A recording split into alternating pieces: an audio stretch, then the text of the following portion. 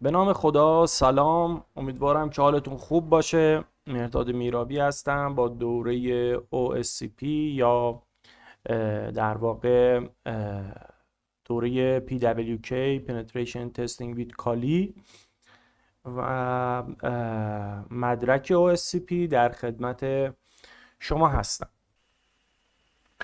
کامندی داریم به این صورت، دو تا علامت تعجب. این کامند آخرین دستور شما رو دوباره اجرا میکنه.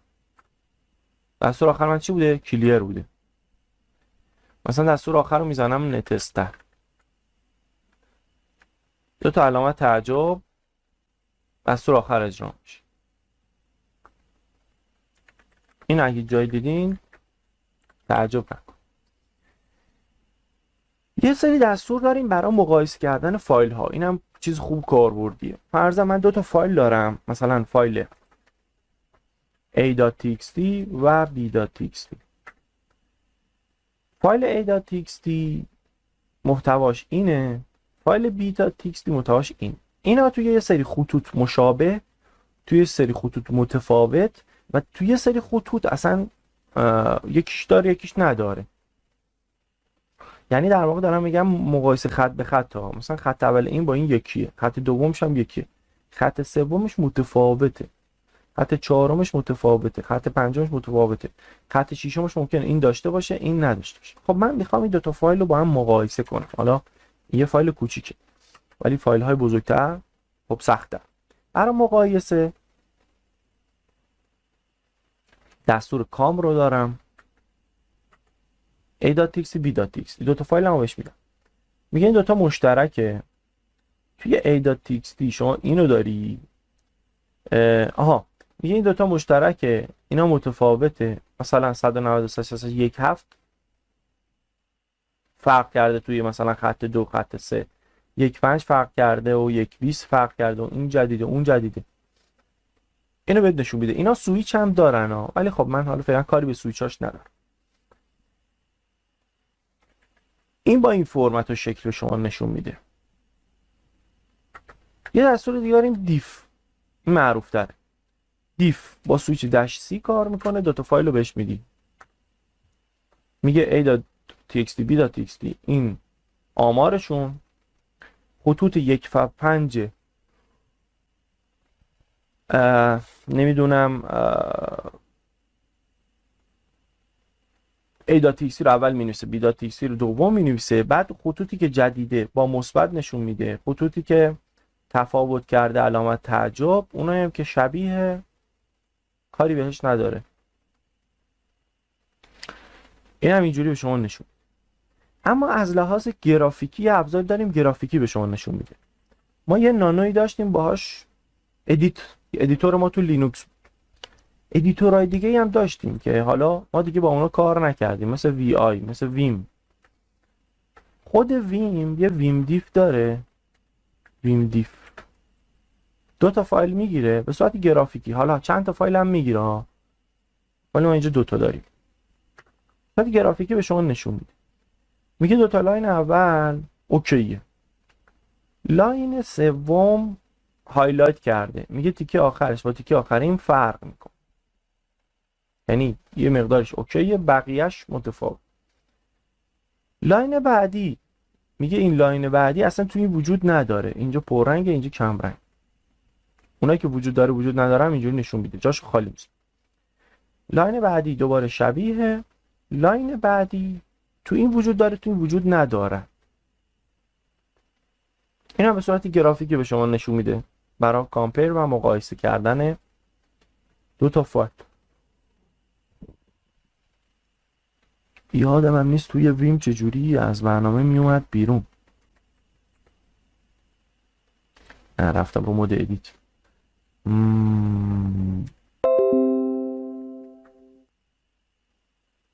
میبندیمش، کامندش یادم. این هم برای کامپیر ما و مقایسه. کامند بعدی امپرسند یا همون اند خودمونه. کامند اند برای این به کار میده که یک چیزی رو ببره توی بک‌گراند. یعنی چی؟ ببین من میگم پینگ داش سی مثلا 1000،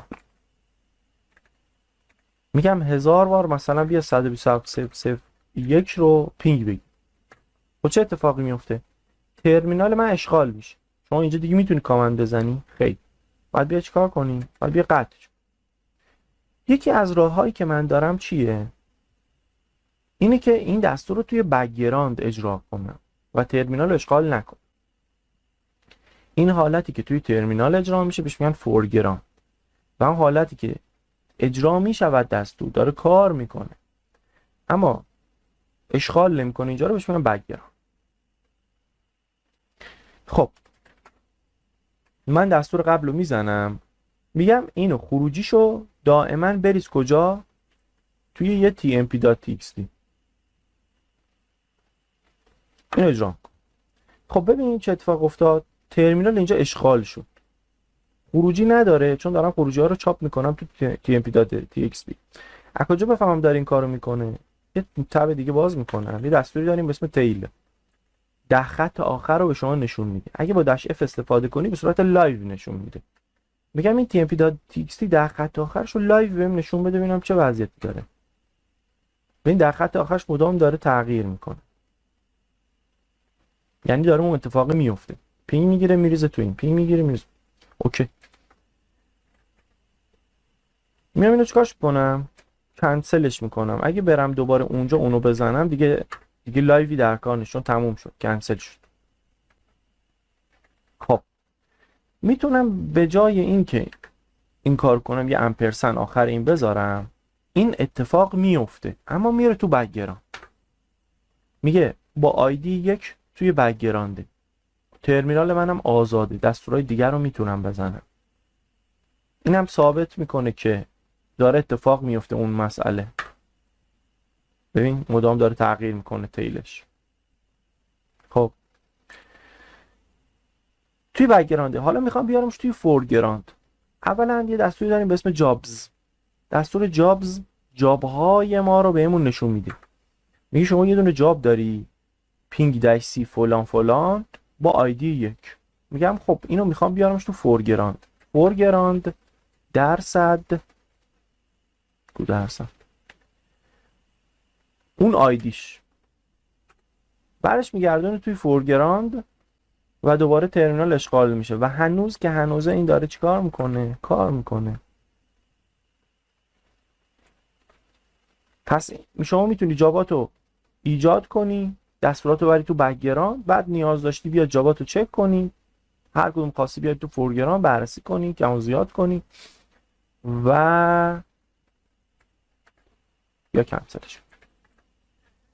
این هم کار امپرسن. خود دستور بی جی هم ما داریم که میگه نو کارنت جاب، جابی تو بک‌گراند نداری فعلا. این هم باشه بهم نشون. این هم بک‌گراند فورگراند برای دستور بعدی دستور پی اس. ما قبلا یه دستوری داشتیم به اسم تاپ. می اومد به صورت لایو وضعیت سی پی یو رو در برابر پروسه ها و تسک هایی که توش وجود داره به من نشون میداد و معمولا تاپش رو به من نشون میداد، مثلا تاپ 10 و لایو اینو به من نشون میده. دستور PS میاد تمام پروسه ها رو به صورت لایو نشون نمیده. یه بار تو همون تایمی که شما داری اینو اجرا میکنی همه رو بهت نشون میده و تمام. البته PS اینو که گفتم با سویچ داش AUX شه. یه سویچ داره، سویچ کامل داش AUX. البته این سویچ اینه ها، داش A داش U داش X که ما اینجوری می‌نویسیمش دیگه. میاد تمام پروسه ها رو به شما نشون میده. میگه چی؟ میگه یه پروسه ای است، اون پروسه یک یوزری ایجادش کرده، یه آیدی دارد، یه سی پی یوی مصرف کرده، یه رمی مصرف کرده، یه وضعیتی داره، نمیدونم یه استاتوسی داره، تو چه وضعیتیه، استاپ شده، چی شده، چه تایمی استارت شده، چه تاریخ استارت شده اون پروسه، چقدر تایم سی پی یو رو استفاده کرده و چه کامندی مربوط به اون پروسه است. و یه چیز خیلی جالب اینجا میبینی، شما یه پروسه رو الان اینجا میبینی به اسم init که پی آیدیش یکه، پروسس آیدیش یکه، یعنی اولین پروسه‌ای که رفته تو سی پی یو. این چیه؟ این دقیقاً اون زمانی که شما داری سیستم عامل رو روشن میکنی، اولین چیزی که اجرا میشه اینیت. یه اسم دیگهش سیستم دیه. اینیت که میاد بالا یا سیستم دی خودش پروسه های دیگر رو اجرا میکنه، مثلا میره نتورک رو فعال میکنه، نمیدونم سخت افزارها رو فعال میکنه، یه سری سرویس های دیگر فعال میکنه. اینا یه حالت درختی دارن. PS3 این پروسه ها حالت درختی شما نشون بده. ببین میگه اولین چیزی که اجرا شده سیستم دی بوده. این هم موقعی که شما سیستم ها رو روشن میکن. سیستم دی خودش اومده چیا رو فعال کرده؟ نتورک رو فعال کرده، نمیدونم کران رو فعال کرده، لایت دی ام رو فعال کرده. بعد لایت دی ام اومده چی رو فعال کرده؟ اومده XFCE رو فعال کرده. XFCE چی بود؟ دسکتاپی که ما داریم باش کار میکنیم اسمش XFCE. ما چند مدل دسکتاپ داشتیم، گنوم داشتیم، KDE داشتیم که من میتونم این دسکتاپ رو یه دسکتاپ دیگه روش نصب کنم. خسته شدم از این دسکتاپ، میتونم رو کالی یه دسکتاپ دیگه نصب کنم. XFCE جدیدترینشه ولی خب معروفاش اینه، گنوم، KDE، یه سری چیزا دیگه هم هست. خب ببینید الان این اومده اینا رو ایجاد کرده، این اومده اینا رو ایجاد کرده، همینجوری سلسله مراتب رفته جلو که شما سیستم عامل الان داری کامل باش کار می‌کنی. هر کدوم از اینا رو قطع کنیم، مثلا من اگه اینو قطع کنم تمامی زیر شاخه‌اش به فنا میره. اگه این پروسه رو قطع کنم، چون این پروسه اصطلاحاً پروسه والد هست، پرنت، پدره. ما یه پروسه پرنت ممکنه داشته باشیم، یه پروسه چایلد یا بچه. شما پروسه پرنت اگه ببندی تمام چایلداش به فنا میره. خب یه مسئله دیگه هم هست، گاهی اوقات ما می اومدیم یه پروسه رو ببندیم، مثلا همش رو فایرفاکس این مثال رو میزدم، کیل میکردیم، پروسس آیدیشو بهش میدادیم، بعد میگفتیم به زور ببندش. چرا به زور؟ چون گاهی اوقات این پروسه ها به هم وابستگی دارن، شما نمیتونی ببندیش عادی، باید به زور ببندیش. خب چی میخواستم بگم دیگه؟ آها، پس شما وقتی پی اس میگیری ممکنه یه پی آی دی ببینی، ممکنه یه پی پی آی دی ببینی. پی آی دی یعنی پروسس آی دی، پی پی آی دی یعنی پرنت پروسس آی دی، یعنی اون والدش کی بوده، آیدیش چیه که اینو ایجاد کرده. و شما توی ps-aux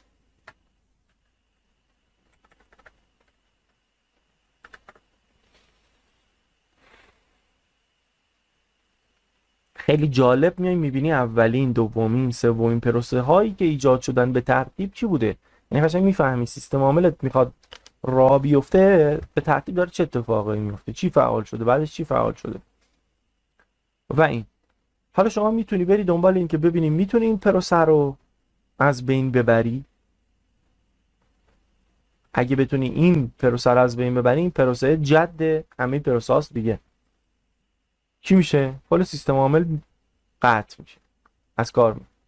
یعنی اگه بتونی این پروسه رو ببندی، آیدیش چنه؟ آیدیش یکه.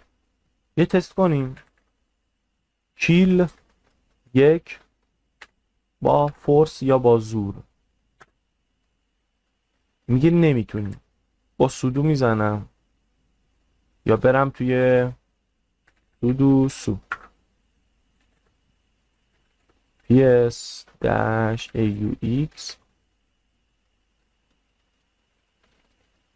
خب میخوام پی آی دی یک رو ببینم میتونم ببندم. کیل کن یک رو -9. میگه همچین پروسه‌ای وجود نداره. چرا شد دیگه؟ میتونی بری ببینی دلیلش چیه. من میخواستم پی آی دی یک رو ببندم دیگه، نتونه، یعنی زدم دستور رو ولی نشد. اگه میشد که الان همه پروسه ها باید سلسله مراتبی قطع میشدن، ولی نشد. چرا شد دیگه؟ با خودت. خب در مورد پرنت ها هم گفتم که برای پرنت ها رو ببینی میتونی بزنی ps-fu ps-fu که اگه باشد بهت نشون میده. اینجا میگه مثلا شما ps-fu که زدی کالی اجرا کرده، یوزر کالی، پرنتی هم نداره. اما یه نکته دیگه ps، اگه من یه ترمینال اینجا داشته باشم، یه ترمینالم اینجا، اگه دستور ps رو تنها استفاده کنم، فقط برای اون ترمینال یا اصطلاحاً برای اون سشن ps رو میگیره. میگه ببین توی این ترمینال شما یه دونه زیرو شل راه انداختی با این آیدی، توی این ترمینال باز یه دونه زیرو شل داشتی با این آیدی، آیدیاش هم فرق میکنه، یعنی اینا رو جدا حساب میکنه. این PS فقط برای این ترمینال داره جواب میده، کار میکنه، نشون میده. این PS هم فقط داره واسه این نشون میده. یه دونه کامند PS هم زدی با این آیدی که آیدیش با این هم فرق میکنه، اینم گفته کامند PS زدی با این آیدی. اینم این نکته دیگه PS بود. آخرین کامندی که داریم دستور W هست که دستور W میاد یوزرهایی که به سیستم وصلن رو به شما نشون میده. میگه یه دونه یوزر کالی داری که اونم از صفر اومده. یعنی چه از صفر اومده؟ یعنی لوکاله، از همینجا بس شد. مثلا اگه SSH زده بود اینجا آی پی شو میزد، میگفت از این آی پی ریموت بس شد. تایم لاگینش چا نمیدونم بر اساس حالا تاریخ خود سیستم، وضعیتی که بیکار بوده، وضعیتی که از سی پی یو استفاده کرده و اون دسکتاپی که داره باش کار میکنه. دستور W